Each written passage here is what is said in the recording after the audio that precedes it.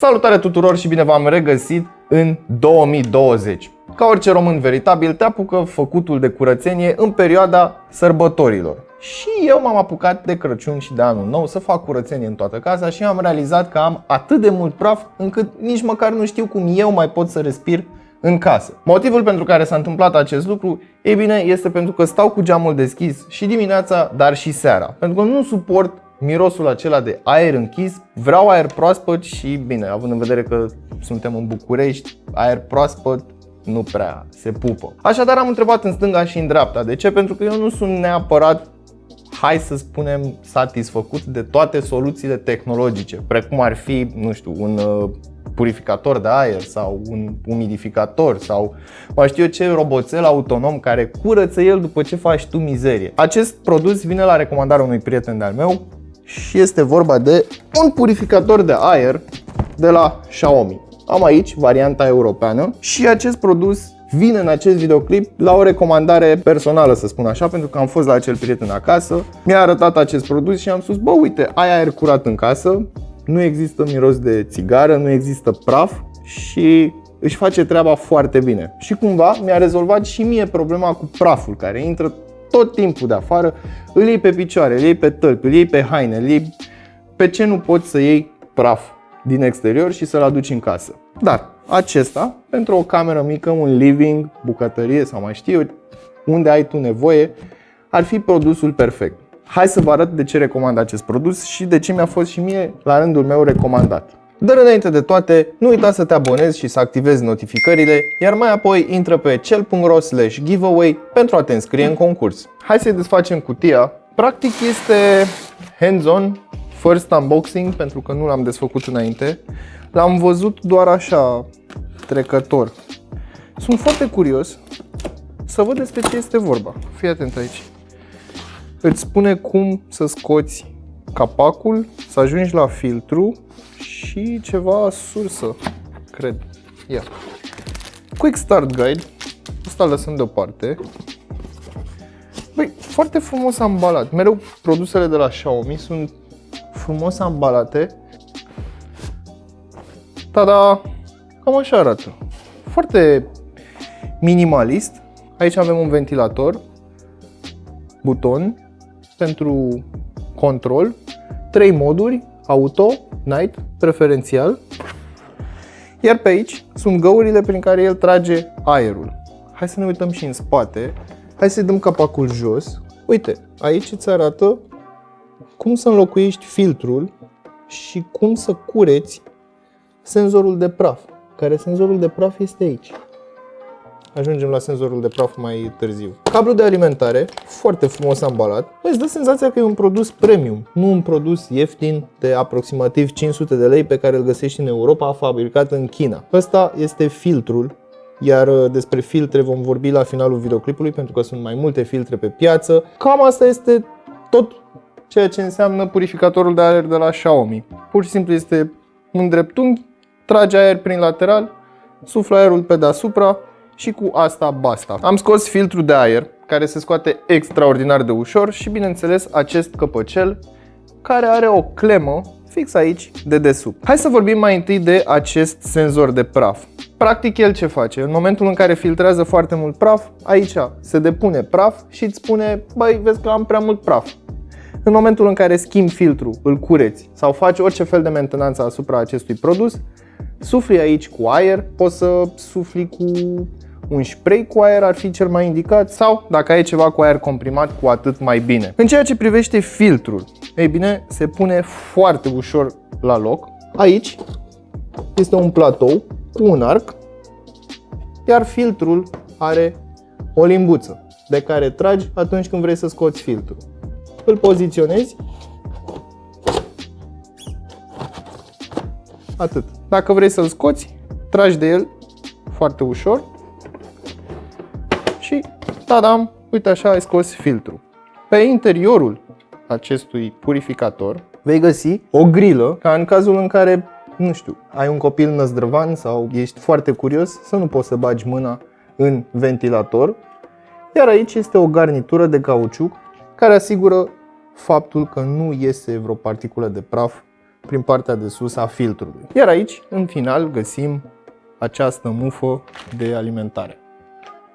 Atât de simplist este produsul și atât de ușor este de folosit. Practic nici măcar nu-ți trebuie aplicație, dar o să-ți arăt cum se descurcă și cu aplicația și ce poți să faci cu aplicația în privința acestui purificator de aer. Am conectat aparatul la priză, l-am pornit, este dat pe auto, LED-ul îmi indică verde, asta înseamnă că aerul este curat și că acel senzor nu are praf. Deschidem aplicația Xiaomi Home, mergem la Air Treatment și selectăm purificatorul de aer. Aici ne arată cum se resetează device-ul. Iar acum va trebui să mă conectez pe o rețea de 2,4 GHz. După ce introducem Wi-Fi-ul în aplicație, ne pune să selectăm din nou din meniul de Wi-Fi ZHIMI Air Purifier Bring device closer to the router. Din păcate acest lucru nu se poate pentru că nu sunt apropiat de router în această zonă. Avem aici un cerculeț care se încarcă. Practic, ce face? Dispozitivul are un receiver Wi-Fi, tu ești conectat la Wi-Fi, el caută dispozitivul și transmite toate datele despre conexiune. Și așa se conectează și dispozitivul la Wi-Fi cu ajutorul telefonului. Select Room, hai să punem Library. Next.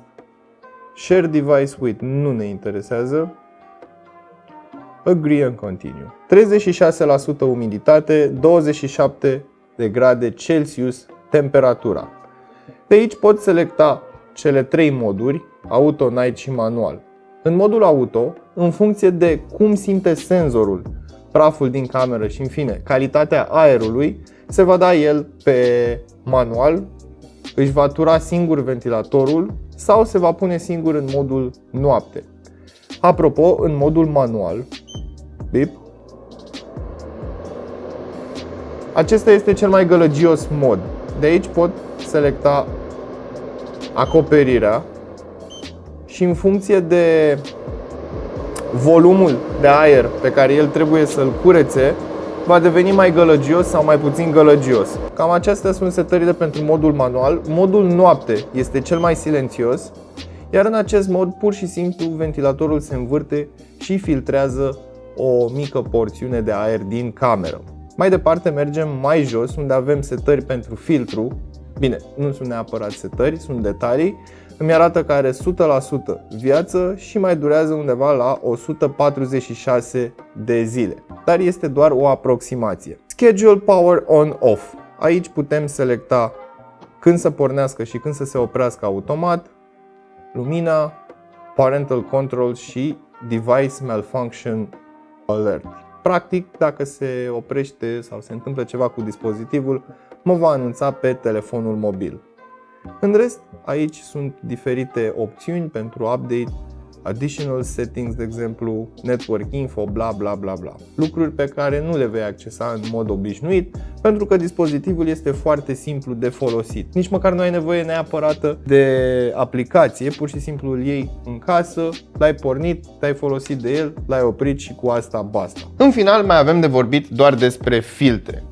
În afară de acesta gri, pe piață se mai găsesc două modele, unul verde și unul mov. Cel verde este puțin mai performant decât acesta și mai are o piesă înăuntru care poate fi curățată de praf, iar cel mov este antibacterian. Deci, practic, ai o variație destul de mare în ceea ce privesc filtrele. Totuși trebuie să ții cont că nu sunt destul de ieftine, adică prețul variază de la 150 la 200 la 250 în funcție de magazin și bineînțeles în funcție de perioadă, oferte și așa mai departe. Impresiile mele despre acest dispozitiv sunt cât se poate de bune. Sincer să vă spun, cred că este unul dintre singurele dispozitive care sunt stupid de ușor de folosit. Ai un buton pentru on-off, pe același buton schimbi modurile și în momentul în care schimbi filtru și bagi filtru nou înapoi, ai un buton pe care îl ții apăsat, resetezi senzorul și cu asta basta. Asta în cazul în care nu folosești aplicația. Pentru că după cum ați observat și voi mai devreme,